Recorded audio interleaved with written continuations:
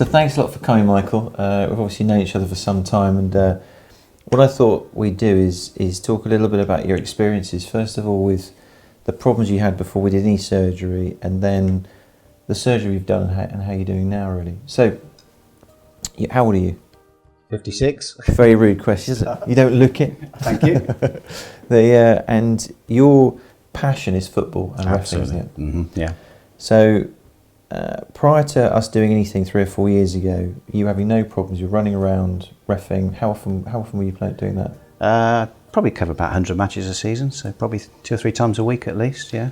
And when you first came to see me, you could still do that, but it was causing you a few issues. Yeah, it was starting to get worse. I'd had an injury from 30 years ago, a cartilage injury. I stopped playing for a while, but then carried on right through to my 40s and started refereeing.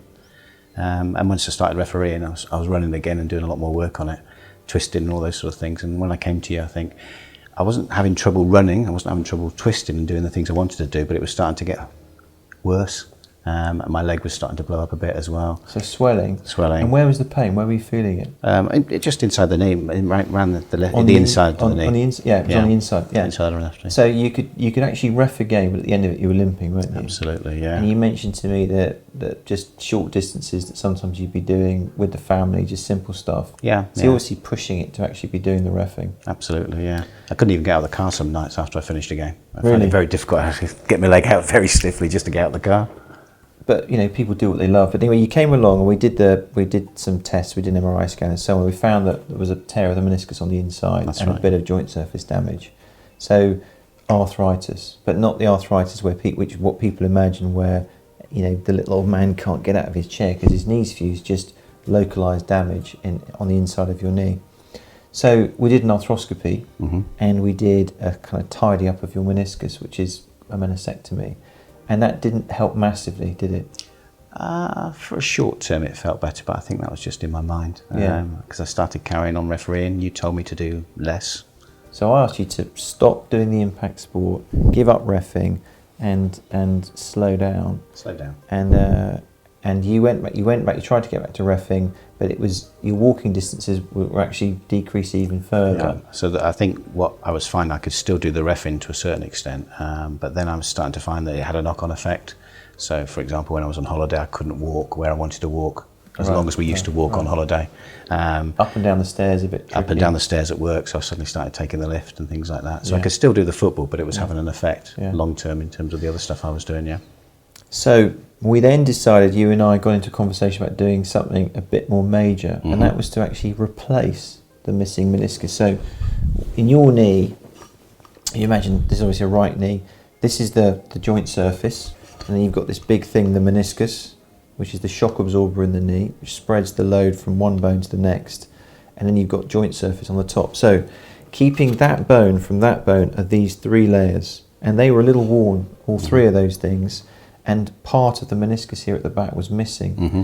Now, because you weren't missing it all, and there was a fair amount of good stuff still at the back and at the front, we were able to key in a segment of artificial meniscus, which is made of a very special polyurethane scaffold. The device I use is called the Actifit, and it's a meniscal scaffold. So it's a very fine lattice work of polyurethane that allows the body to send its tissue into those little lattice works. So it basically regrows scar tissue into the artificial meniscus, and that becomes a living part of your meniscus again. And because you were only missing a segment, we were able to do that.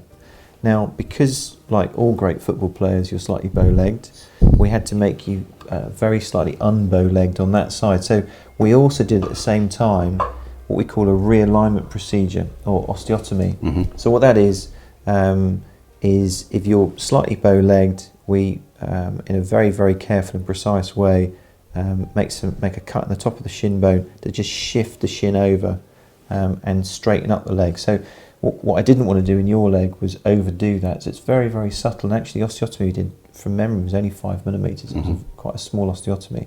And we did the meniscal implant. So you were in hospital for how long? 3 days. 3 days. 2 nights. So it was done on the Wednesday, relatively late, wasn't it? You I went home on Friday. Went home on Friday. Mm-hmm. So Wednesday afternoon, had the surgery, home on Friday, lunchtime-ish. Yeah. And were you in much pain after surgery? No. So, in terms of, I mean, in terms of what you actually require, I mean, you are quite unusual because I think, you know, you're at one end of the spectrum. So we do have, for osteotomy surgery alone, let alone for meniscal replacement surgery, we have patients that do well. We have patients that don't do quite so well from a pain perspective. And you were exceptional. I mean, you hardly required any paracetamol, nothing really. No, I had some painkillers they gave me, but I took. I enjoyed the morphine. I think the first night that they gave me, but So after, first night or two, fairly strong stuff. That by the time I went home, I was fine, really. And what did you take? What did you take when you went home? Just paracetamol. That's all I had, really. They gave me some Tresap. I can't remember what the name was, but it was a painkiller they gave me as well. I hardly ever took Tramadol, yeah. Tramadol, that's the one, yeah. But I hardly took those. You just went home on paracetamol. That's really unusual. I mean, after an osteotomy, we avoid anti-inflammatories anyway. Most people do require more pain relief than that, but Michael didn't have any real swelling or discomfort, so he was able to go home on virtually nothing. And in terms of how quickly you felt the knee had settled and you could get about, obviously we were protecting it for that first 6 weeks in a brace. Yeah. How easy was it for you to bend to 90 degrees and get the legs straight and bend it to 90? I think that took a bit longer than I expected, but then, as you say, I like to get things sorted straight away. So I was coming to physio almost 2 weeks after the operation, and they were giving me gentle things to do. Yeah. But clearly I was going home and doing as much as I could do on it. I think the one thing I did find was annoying was wearing that brace, so I was very keen and I had a target to get out of the brace as soon as possible. So even though you start with it at 0 degrees, then they allow you to just change it, and we stuck to the protocol that ORTEQ gives you. So that's important because when we put the replacement meniscus in, the only thing holding it in place is stitches. So if you move the knee too much, you just pull those stitches out, the thing can become loose. So it's very important that you give it a chance to bed in and heal up. Yeah, and I was aware of that as we were doing things, because I thought, well, if I don't stick to that, like you told me when I first came back to see you after the operation, you said, don't forget, those stitches could come apart, so don't go too mad too quickly. Yeah, no, I think you did very well with your rehab. And then once you were out of the brace and we sort of set you free, so to speak, how long was it from the time of surgery to when you could go to work, feel comfortable? I could have gone to work about 8 weeks after the operation, I believe. 1st of February, I think I was due back into work. And obviously I could have gone to work at that stage because I was doing a lot of, well, not a lot, but I was doing the things the physio were telling me to do. So I was able to get around, I was able to ride on the bike in the garage on the rollers. That was keeping me fit, as well as doing all the exercises that they'd given me to do. Good. So I was back at work at that stage, And if we hadn't put you in a brace and slowed you down, in the way we had, if you just had the osteotomy, because we wouldn't have done it, we wouldn't have put you in the brace if it wasn't for the fact that you had this meniscal replacement. I would have loved it, but and from if you hadn't been restricted, do you think you'd have been able to go to work sooner from a pain perspective and from a pain perspective? Definitely, I was worried about obviously it not taking or it coming apart or whatever, and I hated sleeping in it. But that was all. That's the only downside of the whole operation, really, to be honest with you, which is a small thing to pay. And then in terms of then progressing with your fitness, when were you able to start doing gentle exercise on it? Exercise in terms of running on the spot and the bike work was almost January, late January, early February time. I was on the bike. 3 or 4 months you started to do stuff. Well, earlier than that, really. I was on the bike, because it wasn't impact. The physios were telling me it was fine to do. So I was doing 10 minutes on the bike, 20 minutes on the bike quite easily. And when you go up to London, you cycle, don't you, from Waterloo? So I cycle from the station to the office. That's right. And then on a Boris bike. On a Boris bike, which are quite a bit of work. And then when did you start doing that again?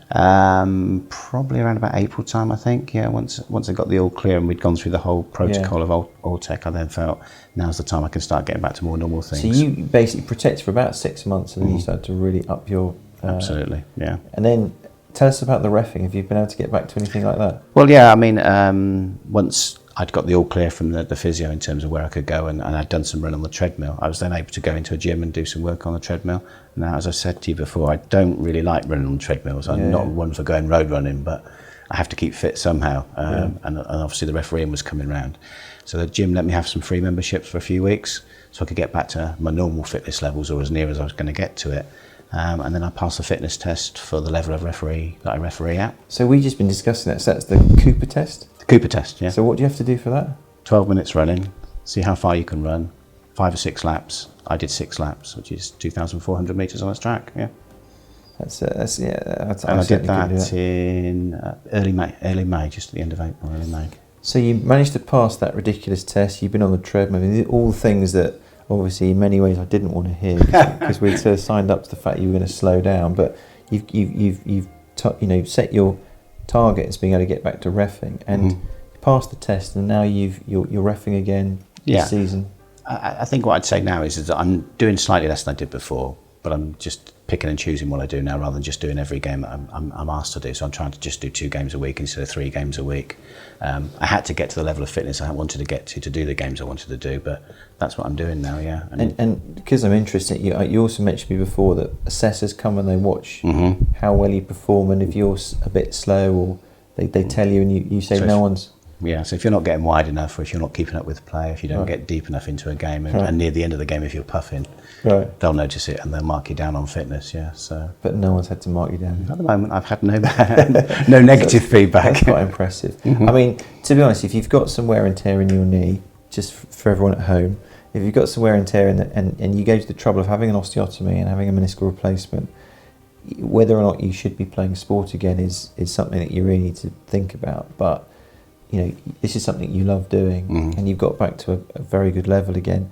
Before, after the game, you said it was you'd hobble, it was sore. Do you have any of that pain now? Not at all. I mean, before I used to come home to bed from a midweek game or a Saturday game, and I'd be lying in bed and you'd keep waking up. It was like having toothache in your leg. I used to liken it to that. So not only was it swelling up, but it was like having toothache. So you'd wake up and you'd have to move your knee around and so lots of disturbance at night. Absolutely, yeah. And in terms of those short distances that you're only able to walk, what's your walking distance like now?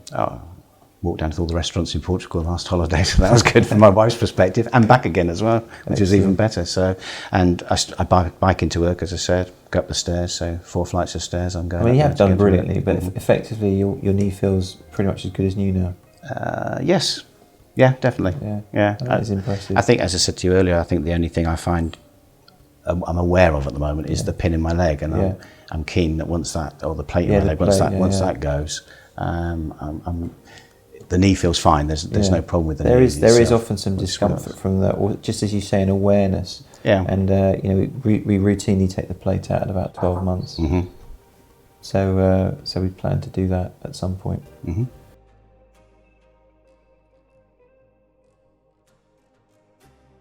Here we see the anterior and posterior aspects of the Actifit, which is integrated very nicely. This patient has done extremely well, and having had a lot of pain with walking, is now walking pain-free and doing light exercise again. We see an excellent healing interface anteriorly and posteriorly, and an excellent result at this second look.